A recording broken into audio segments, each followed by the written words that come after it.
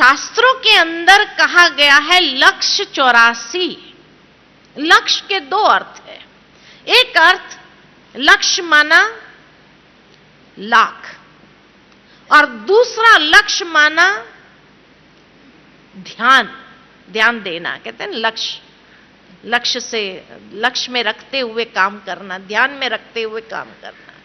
यानी हर जन्म में जो कर्म फाइनलाइज करते हैं उसको ध्यान में रख करके करना। और इसीलिए सिर्फ 84 जन्म अगर कहे, लक्ष्य 84, सिर्फ 84 जन्म, अगर सिर्फ 84 जन्म कहे तो हिसाब देना पड़े कि हमने 84 जन्म कैसे लिए, जो हिसाब आज की दुनिया में किसी के पास नहीं है। इसीलिए भगवान आकर के उस हिसाब को हमें स्पष्ट करता है कि हमारे कितने जन्म, 84 जन्म मैक्सिमम, मिनिमम 1 जन्म, लेकिन वो जन्म भी हम कैसे चारों युग में, सतयुग, त्रेता युग, द्वापर युग, कलयुग में प्राप्त करते हैं। और इसीलिए सतयुग को अगर देखा जाए, सतयुग के अंदर सूर्य वंश जिसको कहा, जहां पवित्र आत्माएं परम धाम से जब नीचे उतरती है तो कोई न कोई देवी या देवता का स्वरूप धारण कर लेती है। देव या देवता का स्वरूप, जहां 16 कला संपूर्ण निर्विकारी, सर्वगुण संपन्न, जहां मनुष्य के कर्म अकर्म होते हैं, वहां अकाले मृत्यु कभी नहीं होती है। पूरी आयुष्य भोग करके स्व इच्छा से शरीर छोड़ती थी, और पूरी आयुष्य भोगने के कारण स्वास्तिका में हमने देखा 5000 साल का चक्र हो तो हर युग एक समान है, यानी 1250 साल का हर युग है। और 1250 साल के हर युग के अंदर जहां आत्मा 16 कला संपूर्ण, इतनी शक्तिशाली, संपूर्ण निर्विकारी, मर्यादा पुरुषोत्तम, सर्वगुण संपन्न होती है।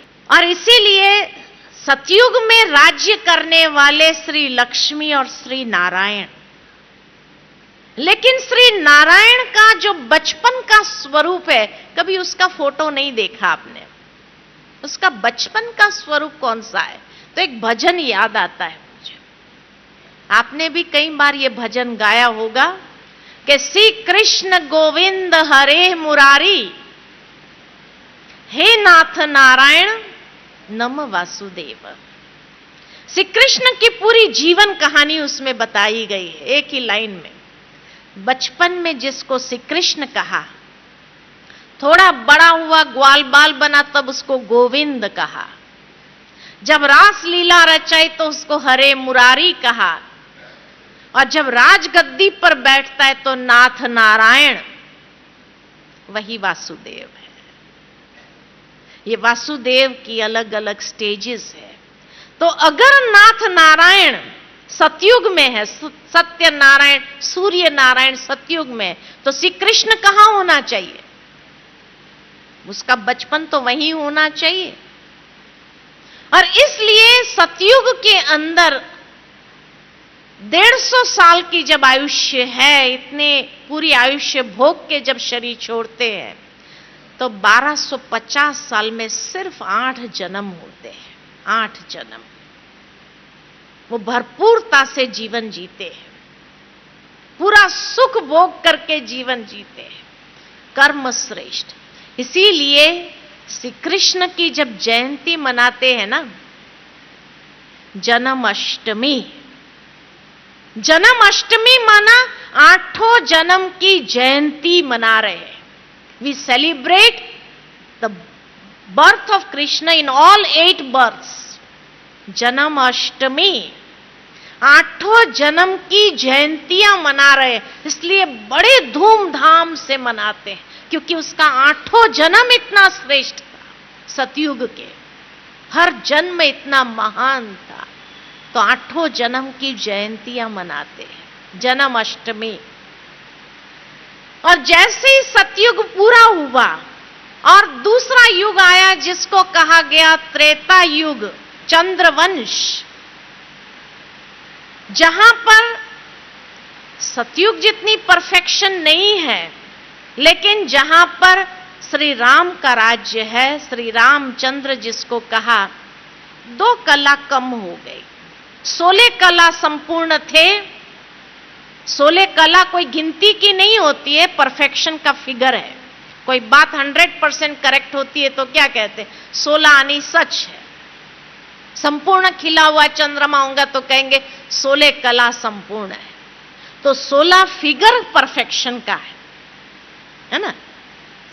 परफेक्शन के बाद धीरे धीरे इम्परफेक्शन की ओर यात्रा बढ़ेगी, लॉ ऑफ एंट्रोपी के हिसाब से। और इसलिए त्रेता युग में आए तो 2 कला कम हो गए, 14 कलाधारी बने। लेकिन मर्यादा पुरुषोत्तम इस युग में भी है। लेकिन सतयुग जितनी संपूर्णता न होने कारण आयुष्य थोड़ा कम हो गया। 2 कला कम हुई तो थोड़ा कम हो गया।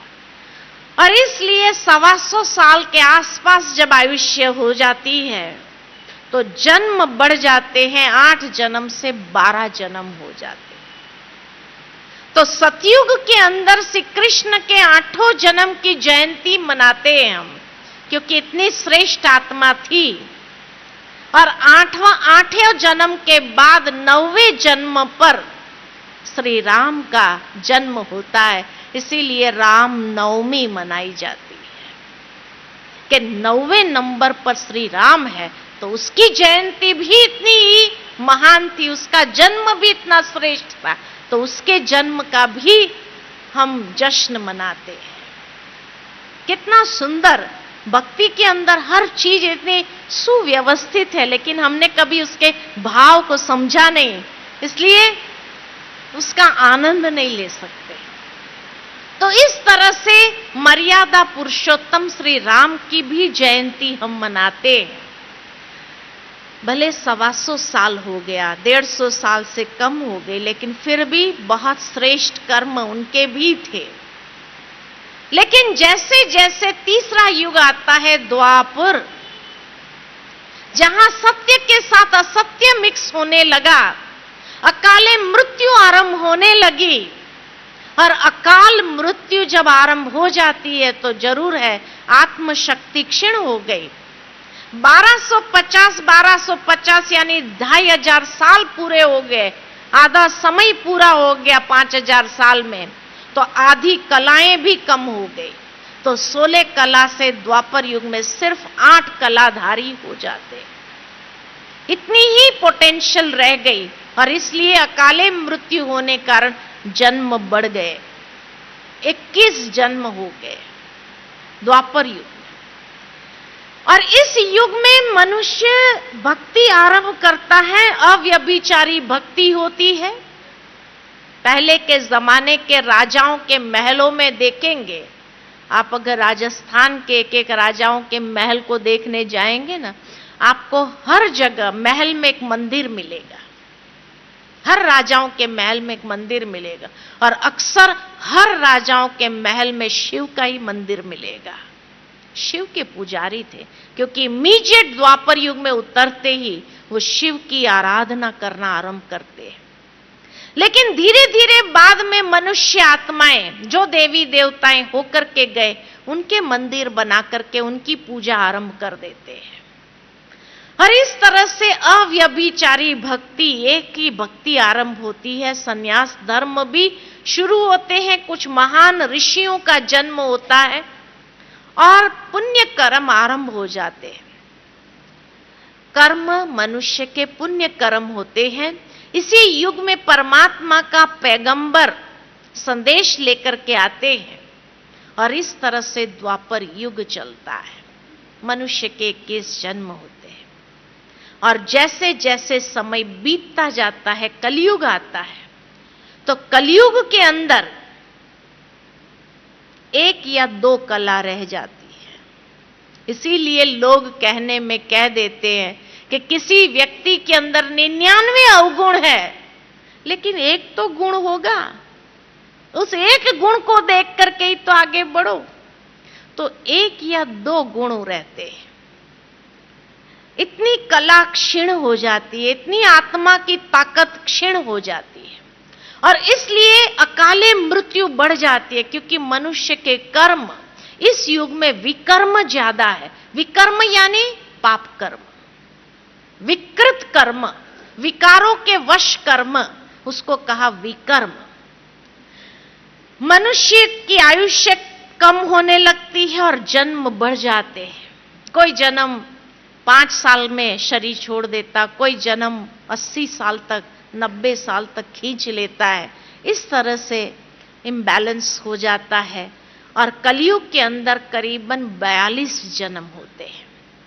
इस तरह से अगर गिनती करें, 8 जन्म सतयुग के, 12 जन्म त्रेता के, मिलकर के 20, द्वापर के 21 माना 41 और कलयुग के 42 माना 83 जन्म, 83। तो 84वां जन्म जो है वो ये संधिकाल के समय में, जब कलयुग और सतयुग का संधिकाल का समय आता है, तब सिर्फ एक जन्म होता है और इस जन्म को कहा गया दुर्लभ, क्योंकि ये जन्म बार बार नहीं मिलता है। इसी जन्म में हमें 84 जन्म का ज्ञान प्राप्त होता है। इसी जन्म में हमें कर्म की गुह्य गति का ज्ञान प्राप्त होता है।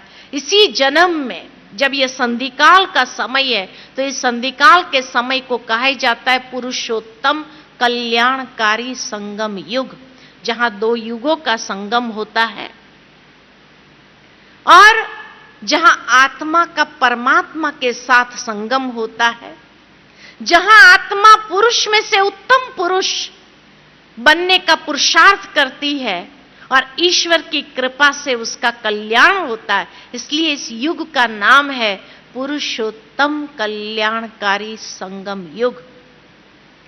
इसलिए भक्ति में संगम का बहुत महत्व है। गंगा सागर का संगम, क्योंकि यहां आत्मा गंगा की तरह और सागर यानी परमात्मा, तो गंगा सागर का संगम होता है और जो संगम में स्नान करता है, कहते हैं वो प्यूरिफाइड हो जाता है, क्योंकि यही युग में प्यूरिफिकेशन प्रोसेस आरंभ होती है। मनुष्य उत्तम पुरुष बनने के लिए श्रेष्ठ कर्म का आचरण करने लगता है और परमात्मा का विशेष आशीर्वाद उसके ऊपर रहने के कारण वो उत्तम पुरुष बन करके आगे बढ़ता है। तो ये संगम की महिमा, नर ऐसी करनी करे जो नर नारायण बने, नारी ऐसी करनी करे जो श्री लक्ष्मी बने, ये ट्रांसफॉर्मेशन का पीरियड है। इतना बड़ा ट्रांसफॉर्मेशन जहां हो जाता है कि मनुष्य नर से सो नारायण, नारी से सो श्री लक्ष्मी। ये कहावतें भक्ति में ऐसी ही नहीं पड़ी है, ये प्रैक्टिकल हुआ है, इसीलिए कहावत।